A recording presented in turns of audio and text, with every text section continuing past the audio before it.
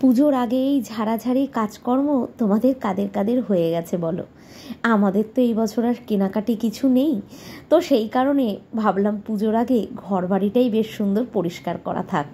আর সত্যি কথা, বাঙালিদের এই দুর্গাপুজো আসলেই দেখবে একটা কেনাকাটা, ঘরদোর সাজানো গোছানো, পয় পরিষ্কার, কত ভালো লাগে, তাই না?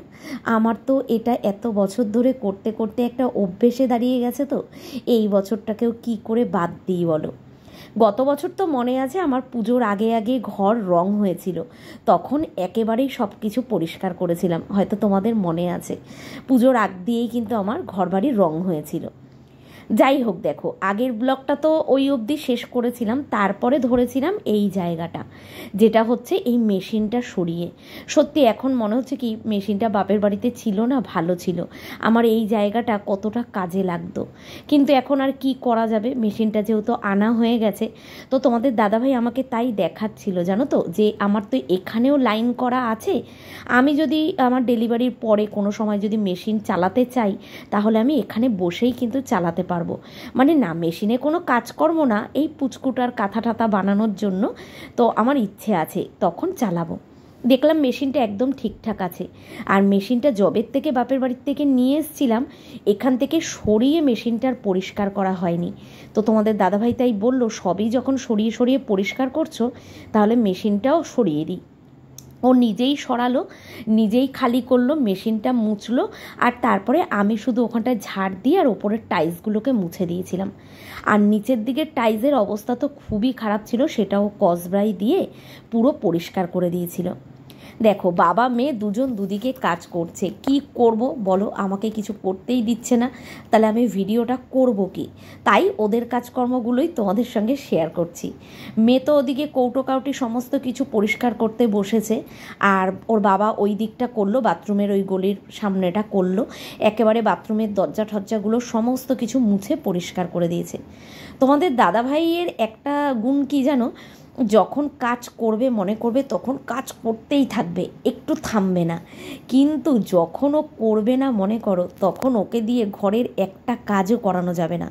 সত্যি কথা বলতে, ও কিন্তু এই আমার এত বছর বিয়ে হয়েছে জানো তো, ও কোনোদিনও এক গ্লাস জলও আমি ওকে ভরে খেতে দিইনি। নিজের ইচ্ছে থেকে যখন করেছে তখন করেছে, আর না হলেও আমি ওকে ঘরের কাজের জন্য কোনোদিনও বলিনি।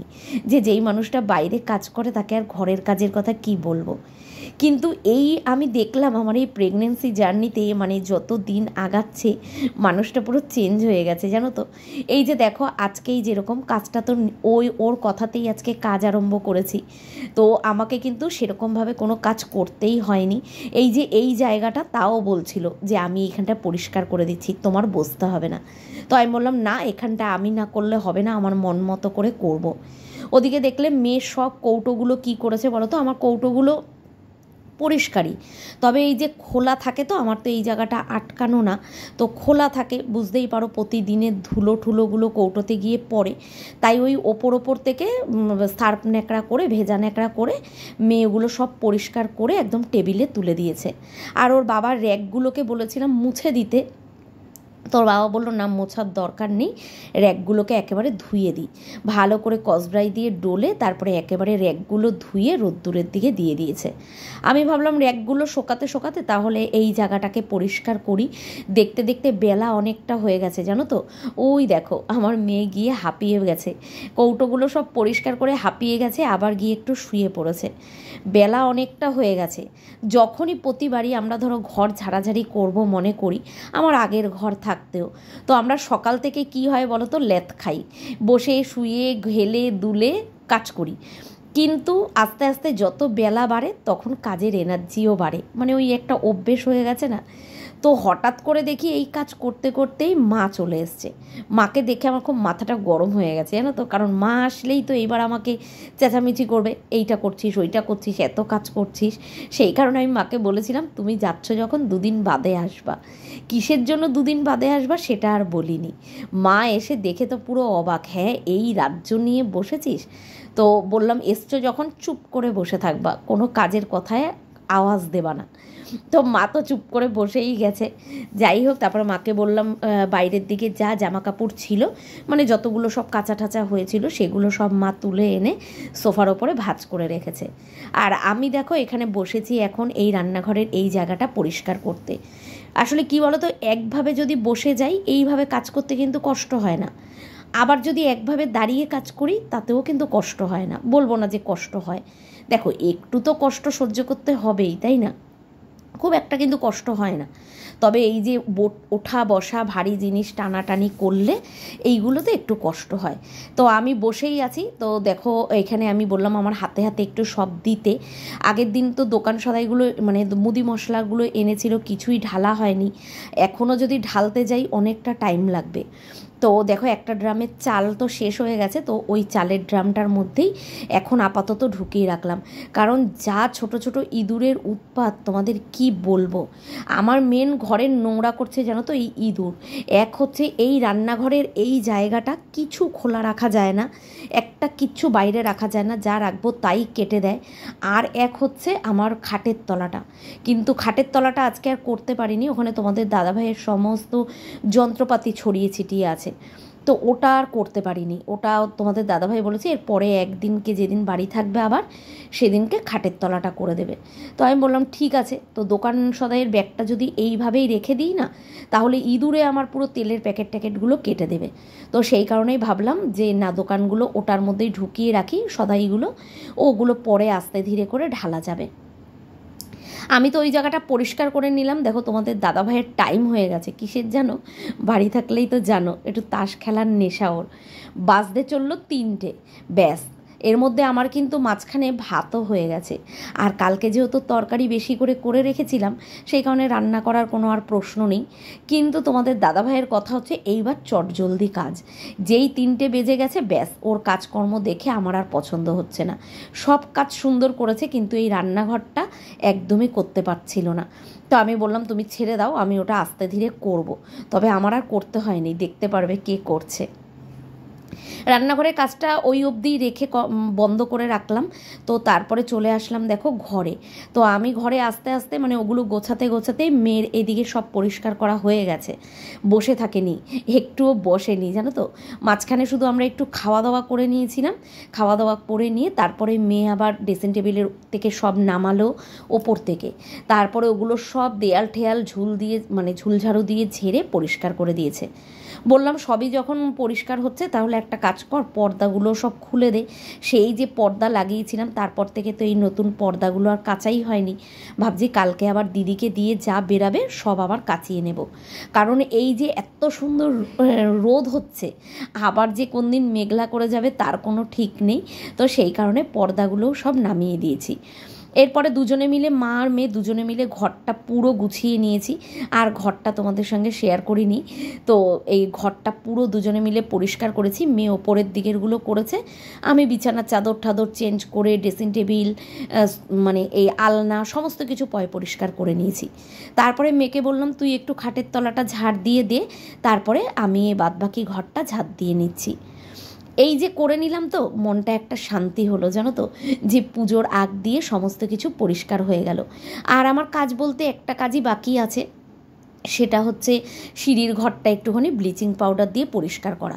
ওটা তোমাদের দাদাভাই বলেছে রবিবার দিনকে যদি আবার বাড়ি থাকে, তো রবিবার বলে না, যদি এর মধ্যেও একদিন বাড়ি থাকে তাহলে ওটা করে দেবে। কারণ আমার আবার আছে 2 দিন বাদে ডাক্তার, সেদিন তোমাদের দাদাভাই বাড়ি থাকবে, হয়তো এই সপ্তাহে আর বাড়ি থাকতে পারবে না, কারণ 2 দিন কামাই হয়ে গেল। এবার ডাক্তার কি বলে তার তো কোনো ঠিক নেই, ডাক্তারের ওপরেই এখন ভরসা, যে এবার যদি গেলে সব কিছু আমার ঠিকঠাক থাকে তাহলে তো ঠিক আছে, আর যদি সব কিছু কিছু ঠিকঠাক না থাকে তাহলে তো তোমাদের গতকালকে বললামই কি হতে চলেছে। তো ওই নিয়ে বড় একটা টেনশনে আছি, সেই কারণেই আরও কাজকর্মগুলো সমস্ত কিছু সেরে নিলাম। ভাবলাম যে যদি ডেলিভারি হয়েও যায়, আসার পরেও আমার আর চিন্তা থাকবে না, সব কিছু পয় পরিষ্কার রইল, সামনে পুজোটাও আসবে, তো তখন আর মনটা চাইবে না জানো তো যে ফেলে রাখি কাজকর্মগুলো, সেই কারণে আরও করে নিলাম। আর দেখবে যেদিনকে একটু ঘরদোর ঝাড়া মোছা হয় না, সেদিনকে ঘরদোরগুলো দেখতে কি ভালো লাগে না, একদম নতুন নতুন লাগে, জায়গাটা বেশ বড় বড় লাগে, একই কিন্তু জিনিস, কিন্তু তাও মনে হয় কত সুন্দর লাগে। আর ঘর ঝাড় দিয়ে দেখতে পারলে কত নোংরা বেরিয়েছে। এখন সিঁড়ির ঘরের দিকটা অবস্থা খুব খারাপ, চারিদিকটা ছড়িয়ে ছিটিয়ে আছে। আর ওই দেখো আমার মা সমস্ত কিছু জামা কাপড় তুলে এনে ভাঁজ করে করে সব সোফার ওপর দিয়ে রেখে দিয়েছে। আমি বলেছি এখন ঘরে ঢুকিও না, আমি সন্ধেবেলায় ঘরে গিয়ে তারপরে সব জায়গা মতো ঢুকিয়ে দেবো। এক গামলা দেখো পুরো কাচার জন্য বার হয়েছে, সমস্ত কিছু বাইরে বার করলাম, এঁঠো বাসন টাসন যা ছিল বার করলাম, কাচাকুচির যা জিনিস আছে সেগুলো বাইরে বার করলাম। আমার মেয়ে একটা কাজ করছে, সেটা তোমাদের গিয়ে দেখাচ্ছি ও কাজ করছে কোনটা। আর আমি এদিকে চলে আসলাম বাইরে, কারণ 4টে বেজে গেছে, জল চলে এসছে, 4টে বেজেও পার হয়ে গেছে, জল এসছে। তো ভাবলাম বাইরের দিকটা যাই, সিঁড়ির ঘরটা পুরো ধুইয়ে এই পাশটা পরিষ্কার করি। আর তার সাথে সাথে চেয়ারগুলো একদম ওই রাস্তায় নেমেছিল, বালিশগুলো তো প্রথম চোটে ওপরে দিয়েছিলাম, কিন্তু তারপরে আবার চেয়ার ধরে আবার বালিশগুলোকে ওই রাস্তাতে দিয়েছিলাম ইটের মধ্যে। তো ভাবলাম বাইরে নেমেছে যখন, তো আবার ঘরে ঢুকবে, একটু ধুয়ে পরিষ্কার করে দিই চেয়ারগুলো। তো চেয়ারগুলো ধুয়ে দিলাম, এরপরে ভালো করে সিঁড়ির ঘরটা ধুইয়ে দেবো একেবারে, লাস্টে শুধু ঘরটা মোছা বাকি থাকবে। তো সিঁড়ির ঘরটা ধুইয়ে দেবো আর একেবারে জলের কাজও আমার হয়ে যাবে। কিছুটা জল ভরেও রাখি, কারণ এরপরেও কাজ আছে। আজকে আর সেরকম ধোয়াধুয়ি কিছু করিনি, ধোয়াধুয়ির কাজগুলো রেখে দিয়েছি, সব কালকে করব। ওদিকে ফুল টুলগুলো বার করেছি, যেগুলো নোংরা হয়েছে ওগুলো বার করেছি। আর আগের দিনে যে ওই ঝাড়টা নামিয়েছিলাম ওটাও রয়েছে, ওগুলোও পরিষ্কার করতে হবে। বাইরের কাজটা কমপ্লিট করে সব জল টল ভরে দেখো চলে এসেছি, অন্ধকার অন্ধকার হয়ে আসছে, কারণ সন্ধে পড়তে চললো। সকালে তো একবার স্নান করেছি, কিন্তু এই নোংরা টোংরা কাজ করে আরেকবার করতেই হবে। আর দেখো এখানে আমি কৌটোগুলো সমস্ত কিছু র্যাকের মধ্যে তুলে গুছিয়ে নিচ্ছি।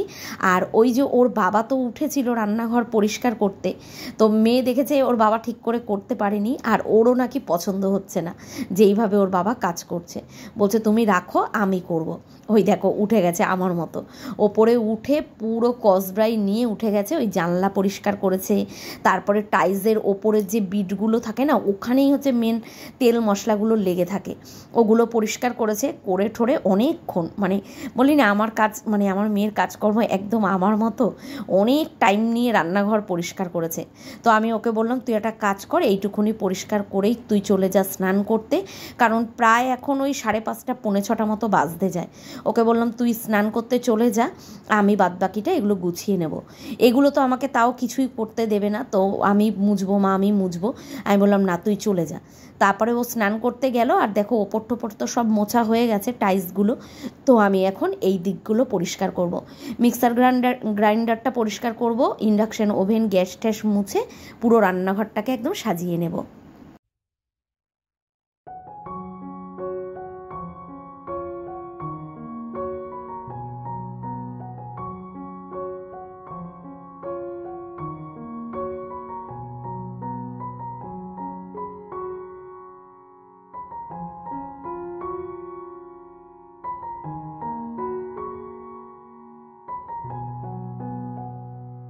মনের জোর না সবথেকে বড় জোর, জানো তো, মনের জোর হারিয়ে ফেললে তুমি কিছুই করতে পারবে না।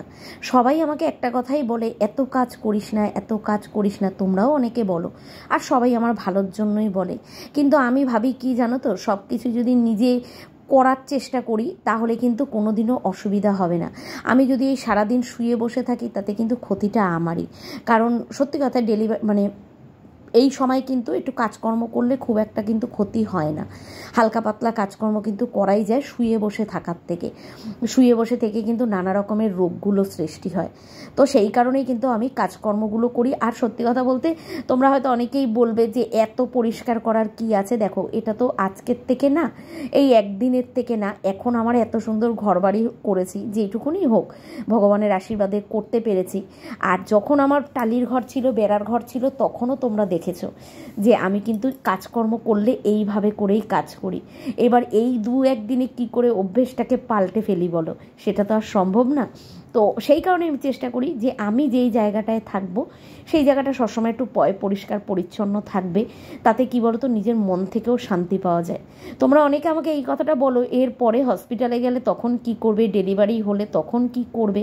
দেখো তখন আমি চিন্তা করি না, কারণ সত্যি কথা বলতে তোমাদের দাদাভাই আর আমার মেয়ে যেরকম কাজকর্ম করে আমি তো তোমাদের সঙ্গে শেয়ার করি। আগে তো কোনো দিনও ওদের কাজকর্ম, তোমরা অনেকেই এর আগেও আমাকে অনেকে কমেন্ট করে বলেছো মেয়েকে দিয়ে করাতে পারো না, এত বড় ধাড়ি মেয়ে। দেখো সন্তান তো সন্তানই, তাই না, বাবা মার কাছে চিরজীবনই ছোট। আমার মেয়ের তো দিন পড়েই আছে, সারা জীবন তো আমার মতো ওকেও সংসারের কাজকর্মই করতে হবে। তাইলে কেন না বাবা মার কাছে থাকলে একটু আরামে থাকবে। কিন্তু এখন এই যে সিচুয়েশান এরকম হয়ে গেছে হঠাৎ করে, তাই এখন করতে হচ্ছে।